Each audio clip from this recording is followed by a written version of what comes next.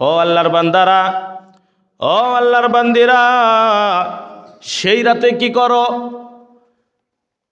ইজা কানাত লাইলাতুন নিসফি মিন শাবান, শাবান মাসের নিসফি শাবান, লাইলাতুল বারাতের রাত যখন তোমরা পাবে, আজকে আমরা সেই রাতটা যখন পাবো, যদি ইবাদত করে আল্লাহকে রাজি খুশি করতে চাই, আল্লাহর কাছে কিছু চাইতে যাই, তাহলে কিছু কিছু দল বাহির হয়েছে যারা আবার অন্য অন্য ফতুয়া দিয়ে এখান থেকে আমাদেরকে দূরে নিয়ে যাচ্ছে। কি বলেন, ঠিক না ঠিক? সেই দিন যদি আমরা নামাজ পড়ি, সেই দিন যদি নফল নামাজ পড়ি, ইবাদত বন্দী করি, তাহলে বলেন তো, যদি ইবাদত আমরা করি তাহলে আমাদের লাভ হবে না ক্ষতি হবে? লাভ হবে। কিন্তু সেই দিনও কিছু কিছু দল বাইর হয়েছে, মানুষ বাইর হয়েছে যারা অন্য ফতুয়া দিয়ে তারা বলতেছে লাইলাতুল বরাতের রাত্রিতে যায়, যদি রাত্রি জাগরণ করার জন্য মসজিদে যায়, এরা মসজিদে যায় না, এরা যেন বেশ্যাখানায় যায়। বলেন নাউজুবিল্লাহ। কত বড় খারাপ হলে ইহুদির বাচ্চারা, নাসারার বাচ্চারা কত বড় খারাপ হলে এরকম কথা তাদের মুখ থেকে বাহির হয়। তারা রাজনীতি ভরে যাচ্ছে, তারা যেন রাত্রি জাগরণ করার জন্য যায় না, নামাজ পড়ার জন্য যায় না, এরা যেন বেশ্যাখানা যাওয়া আছে, ভালো আছে। নাউজুবিল্লাহ আরেকবার বলেন। কিন্তু সেই রাতে কি হয়? আল্লাহ পাক রব্বুল আলামিন তার রাসূলের মাধ্যমে জানিয়ে দিতেছেন, যখন তোমরা লাইলাতুন নিসফির ওই যে বরাতের রাত্রিটা পাবে, সেই রাত্রি তোমরা জাগরণ করো, নফল নামাজ পড়ো। রাত্রি জাগরণ করে সারা রাত ধরে নফল নামাজ করে পড়ে আল্লাহ পাক রব্বুল আলামিনের কাছে বেশি বেশি করে চাও। কেননা আল্লাহ পাক রব্বুল আলামিন সেই দিন আর প্রথম আসমানে, বলা হচ্ছে সপ্তম আসমানে থাকে না, আল্লাহ পাক রব্বুল আলামিন প্রথম আসমানে নেমে আসে। বলতে পারেন হুজুর প্রতিদিন তো ফজরের পরে আল্লাহ প্রথম আসমানে নেমে আসে, কিন্তু সেই দিনের আশাটা, বলেছে দিন তো প্রতিদিন। বলেন তো ঈদের দিন আর অন্য দিন কি একই দিন? হ্যাঁ, একই দিন হবে কি? তাহলে আল্লাহ পাক রব্বুল আলামিন প্রতিদিনে যেমন আসে, প্রতিদিনের আশাটা আর লাইলাতুল বরাতের রাত্রিতে প্রথম আসমানের মধ্যে আশাটা একই মতো নয়। আল্লাহ পাক রব্বুল আলামিন তার রাসূলের মাধ্যমে জানিয়ে দিতেছেন, ইজা কানাত লাইলাতুন নিসফি মিন শাবান ফাকুমু লাইলাহা ওয়াসুমু ইয়াওমাহা। তোমরা যখন রাত্রি যাপন করে নফল ইবাদত করলে, দিনের বেলা রোজা রাখলে, ফাইন্নাল্লাহা তাআলা ইয়ানজিলু ফিহা লিগুরুবিশ শামসি ইলাস সামাঈদ দুনিয়া ফায়াকুলু। আল্লাহ পাক রব্বুল আলামিন প্রথম আসমানে নেমে এসে বান্দা বান্দীদেরকে ডাক দিয়ে দিয়ে বলে, ও দুনিয়ার বান্দারা, কে আছো তোমরা অভাবী? কে আছো তোমরা রিজিক তালাশ করতেছো? রিজিকের জন্য আজকে তোমরা অন্যের বাড়িতে কর্ম করতেছো, মাথার ঘাম পায়ে ফেলাইতেছো। রিজিকের জন্য আজকে তোমরা চুরি চামারি করতেছো। রিজিকের তালাশ করতে গিয়ে আজকে তোমরা হালালকে হালাল মানতেছো না, হারামকে হারাম মানতেছো না। কি বলেন, ঠিক না ঠিক? সামান্য একটু রিজিকের জন্যই তো আজকে চুরি, ডাকাতি, খুন খারাপি, এত কিছু দল নিয়ে মারামারি কাটাকাটি কত কি করতেছে। কিসের জন্য? এই রিজিকের জন্যই। কি বলেন, ঠিক না ঠিক?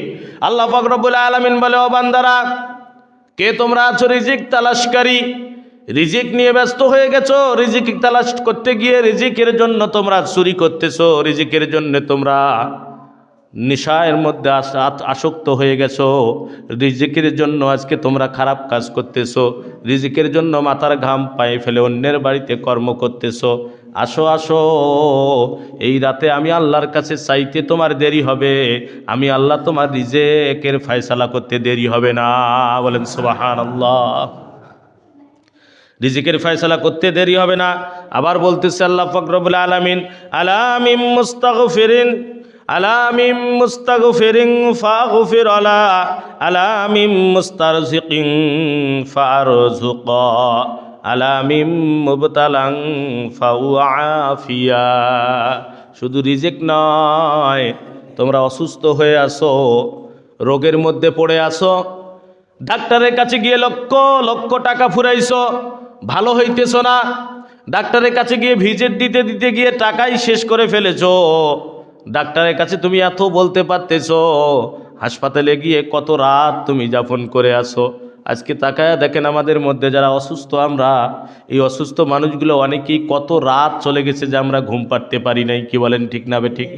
কত রাত আমাদের জীবন থেকে চলে গেছে যে রাতে আমরা ঘুম পাড়তে পারি নাই, কিন্তু এত অসুস্থ থাকার কারণে কোনো দিন মসজিদের মধ্যে এসে সারাদিন বারান্দায় বসে থাকলাম না, সারা রাত ধরে মসজিদের মধ্যে নফল ইবাদত করে আল্লাহর কাছে কোনো দিন একটা দিনের জন্য চাইলাম না, আল্লাহ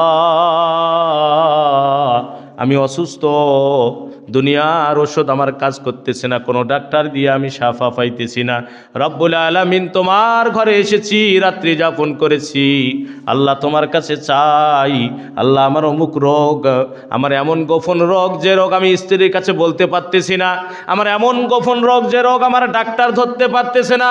ও যুবক তোমরাও শোনো, আমার এমন রোগ যেটা আমার বাড়ির মধ্যে পরিবারের মধ্যে কাউকে বলার মতো নয়।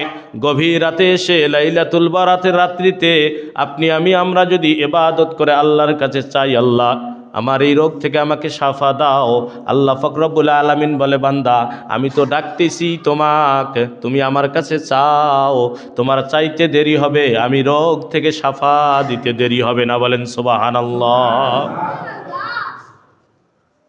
আজকে অসুস্থ হয়ে বিছানায় পড়ে আছি, ওষুধ খাইতেছি, ডাক্তারের কাছে দৌড়াইতেছি, রংপুর যাইতেছি, দিনাজপুর যাইতেছি, ঢাকায় যাইতেছি, দেখেন কত জায়গায় দৌড়াদৌড়ি করতেছি, কিন্তু আল্লাহর ঘর মসজিদের মধ্যে আমি দৌড়াই না, আল্লাহর ঘরের মধ্যে আমরা আসি না, এখানে একটা রাত এসে যাপন করলাম না, একটা রাতও কাটাইলাম না।